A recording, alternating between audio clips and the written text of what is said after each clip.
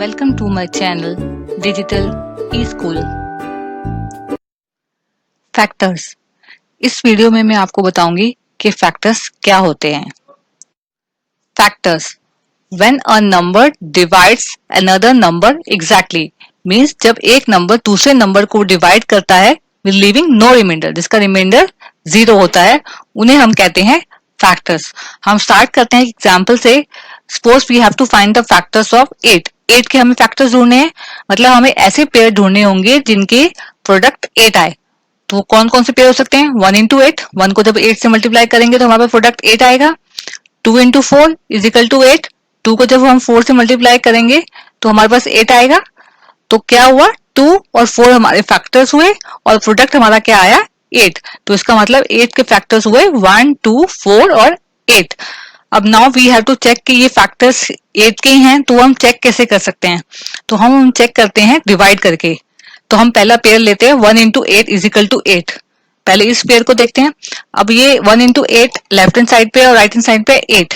तो अब हम राइट हैंड साइड वाला जो 8 है उसको दोनों लेफ्ट हैंड साइड वाले नंबर 1 और 8 से एक एक बार डिवाइड करके देखेंगे। अगर तो हमारा रिमाइंडर 0 आता है तो इसका मतलब 1 और 8 के फैक्टर्स हैं। तो वो हम देखते हैं। हमने डिवाइड करना है 8 को, पहले हम करते हैं 1 से। तो 1 8 सा 8, तो रिमाइंडर हमारे पास क्या बचेगा? 0। तो इसमें हमारे पास क्वोशिएंट आया 8 और रिमाइंडर आया 0। अब दूसरी बार हम 8 को अब डिवाइड करेंगे दूसरे नंबर से, दैट इज 8। तो 8 1 सा 8, तो इसमें भी हमारे पास रिमाइंडर क्या आएगा? 0। तो क्वोशिएंट हुआ 1 और रिमाइंडर हुआ 0। तो आप देखेंगे इन बोथ द केसेस में रिमाइंडर जो है वो 0 है। तो इसका मतलब क्या हुआ कि 8 is divisible by 1 and 8 both. मतलब 8 जो है 1 से भी डिवाइड हो सकता है और 8 से भी। अब हम सेकंड पेयर लेते हैं। सेकंड पेयर कौन सा है? 2 इंटू 4 इज इक्वल टू 8। तो अब हम 2 और 4 से भी 8 को डिवाइड करके देखते हैं। तो देखते हैं क्या क्वोशिएंट और रिमाइंडर आता है। तो 8 को हम डिवाइड करते हैं पहले 2 से। तो 2 4 जा 8, रिमाइंडर हमारे पास हुआ 0। तो इसमें भी क्वोशिएंट आया हमारे पास 4 और रिमाइंडर आया 0। अब दूसरा नंबर है 4। अब हम 4 को डिवाइड करेंगे 8 से। तो 4 2 जा 8, रिमाइंडर हुआ हमारे पास 0 और क्वोशिएंट हुआ हमारे पास 2। तो अब इस केसेस में भी आप देखेंगे तो 8 जो है इज डिविजिबल बाय 2 एंड 4। मतलब 8 जो है 2 और 4 से भी डिवाइड हो रहा है। तो हम ये कह सकते हैं that 8 is divisible by 1 2 4 8। Hence we can say 1 2 4 8 are factors of 8। क्योंकि 1 2 4 8 से 8 प्रॉपर्ली डिविजिबल हो रहा है, पूरा एग्जैक्टली डिवाइड हो रहा है, कोई भी रिमाइंडर नहीं बच रहा। तो इसका मतलब 1 2 4 8 जो है फैक्टर्स हैं 8 के। अभी हमने देखा कि फैक्टर्स क्या होते हैं। अब हम देखते हैं प्रॉपर्टीज ऑफ फैक्टर्स। फैक्टर्स की कुछ प्रॉपर्टीज होती हैं, वो हम एक एक करके देखते हैं विद एग्जांपल। तो 1 is a factor of every number. तो पहली प्रॉपर्टी ये है कि 1 जो है एवरी नंबर का फैक्टर होता है। तो वो हम देखते हैं कैसे। जैसे 1 इंटू 6 इज इक्वल टू 6, मतलब 1 को मैंने किसी भी नंबर से 6 से मल्टीप्लाई किया तो रिजल्ट मेरे पास प्रोडक्ट क्या आया? 6। तो मतलब हम किसी भी नंबर को जब हम 1 से मल्टीप्लाई करते हैं तो वही नंबर हमारे पास आंसर में आता है। अब दूसरा देखते हैं, जैसे 2 को अगर 1 से डिवाइड किया तो मेरे पास क्वोशिएंट क्या आया? 2। तो मतलब हम किसी भी नंबर को जब 1 से डिवाइड करते हैं तो वही नंबर इटसेल्फ आ जाता है। सेकंड प्रॉपर्टी है every non zero number is a factor of itself. Means कोई भी नॉन जीरो नंबर जो है वो अपना फैक्टर होता ही होता है। जैसे हम एग्जांपल लेते हैं 4 into 1 is equal to 4। Means 4 को मैंने जब 1 से मल्टीप्लाई किया तो आंसर मेरे पास आया वही 4 ही आया, तो वो नंबर ही आ गया। जब किसी भी नंबर को 1 से मल्टीप्लाई किया तो वही नंबर हमारे पास प्रोडक्ट में आ जाता है। और सपोज 6 को 6 से डिवाइड किया तो अब हमारे पास क्वोशिएंट क्या आया? 1।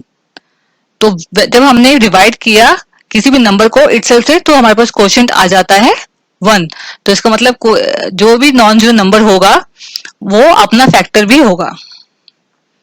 Third property is a factor of a non zero number is less than और इक्वल टू द नंबर। मतलब जो एक नॉन जीरो नंबर है उसका जो फैक्टर होगा या तो उससे लेस होगा या उसके इक्वल होगा। तो एग्जांपल से देते हैं, जैसे we have to find the factors of 4। 4 के फैक्टर्स क्या होते हैं? 1 2 4।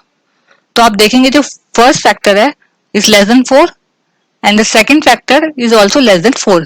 तो ये दोनों 1 और 2 जो है 4 से लेस है और जो थर्ड फैक्टर है 4 is equal to 4। Fourth property of factor is every non-zero number other than 1 has at least 2 factors. Means कोई भी नॉन जीरो नंबर 1 को छोड़ के कम से कम उसके 2 फैक्टर्स तो होंगे ही. Suppose we let's take an example of 5. तो 5 के फैक्टर्स क्या होते हैं? 1 एंड 5. उसके अलावा और कोई नंबर नहीं होता, कोई फैक्टर नहीं होता 5 का. तो लेकिन एटलीस्ट उसके 2 फैक्टर्स तो हैं, मतलब कम से कम 2 फैक्टर्स तो होंगे 1 को छोड़ के. तो इसी प्रॉपर्टी से मतलब इसी चीज से हमारा दूसरी फिफ्थ प्रॉपर्टी बन जाती है that 1 is the only number having 1 factor. मतलब एक फन नंबर ही ऐसा नंबर है जिसका एक ही फैक्टर है. और लास्ट प्रॉपर्टी है every non zero number is a factor of 0. जो भी नॉन जीरो नंबर है वो 0 का फैक्टर होता ही है. तो अभी हमने देखा कि फैक्टर्स क्या होते हैं और उनकी प्रॉपर्टीज क्या होती हैं. अब हम थोड़ा एक दो और एग्जांपल्स देखते हैं फैक्टर्स के. एग्जाम्पल लेते हैं that we have to find the factors of 12. हमें 12 के फैक्टर्स फाइंड आउट करने हैं. तो 12 के फैक्टर्स क्या क्या बन सकते हैं? कौन कौन से पेयर्स हैं जो हमें प्रोडक्ट में 12 देंगे? 1 इंटू 12, 1 को 12 से मल्टीप्लाई करेंगे. 3 इंटू 4, 3 को 4 से मल्टीप्लाई करेंगे तो 12 आएगा. तो 3 और 4 भी उसके फैक्टर्स हुए. और एक हो गया 6 इंटू 2. इसके अलावा और कोई नहीं बनते. तो 12 के फैक्टर्स क्या हो गए? 1 2 3 4 6 12. अब फाइंड आउट करने हैं हमें फैक्टर्स ऑफ 24 के फैक्टर्स फाइंड आउट करने. तो देखते हैं कौन कौन से पेयर्स हमें प्रोडक्ट्स दे सकते हैं. 1 इंटू 24, सबसे पहला पेयर तो यही बन जाता है. दूसरा हो गया 2 इंटू 12, 2 को 12 से मल्टीप्लाई करेंगे तो भी 24 आएगा. 3 इंटू 8, 3 को 8 से मल्टीप्लाई करेंगे 24 आएगा. और लास्ट है 4 इंटू 6, तो 4 को 6 से मल्टीप्लाई करेंगे तो भी 24 आएगा. तो फैक्टर्स क्या बन गए 24 के?